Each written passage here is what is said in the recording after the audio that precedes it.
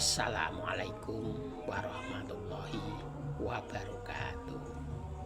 Pada kesempatan kali ini saya hanya ingin berbagi wawasan tentang apa itu yang dinamakan sebagai wasilah.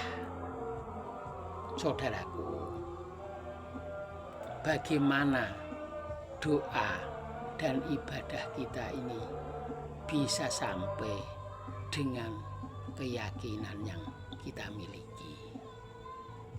Ini penting untuk dibahas agar apa yang kita usahakan dalam setiap amaliyah dan ubudiyah menghasilkan sesuatu pada akhirnya dan kita tidak merasa merugi. Tawasul atau wasilah yang dikenal dalam ibadah dan ubudiyah adalah suatu cara yang merupakan syarat dan rukun yang mesti dipenuhi agar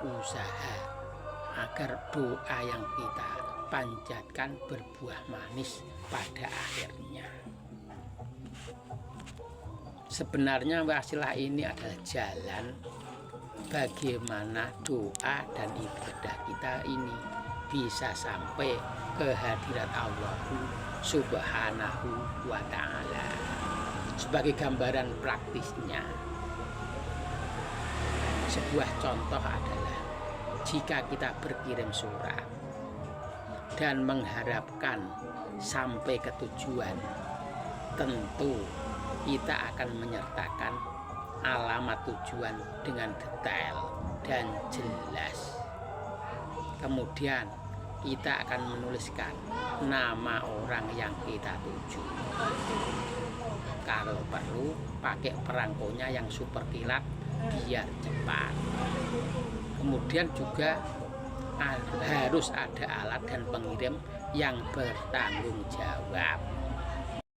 Dan serta mungkin dibutuhkan hal-hal penunjang lain agar apa yang kita kirimkan itu sampai tujuan dengan tepat. Begitulah logikanya dalam urusan doa, memohon dan ibadah kita kepada Allah Subhanahu wa ta'ala. Rukun dan syarat harus terpenuhi baru berharap sampainya niat dan tujuan. Dalam hal ini, kita sebagai makhluk biasa, apalagi yang masih terlalu banyak dosa, wasilah menjadi utama, menjadi sangat penting dalam hubungan kita kepada Allah Subhanahu wa ta'ala. Bagaimana kita penuhi syarat dan rukunnya dalam berdoa dan berubudiyah?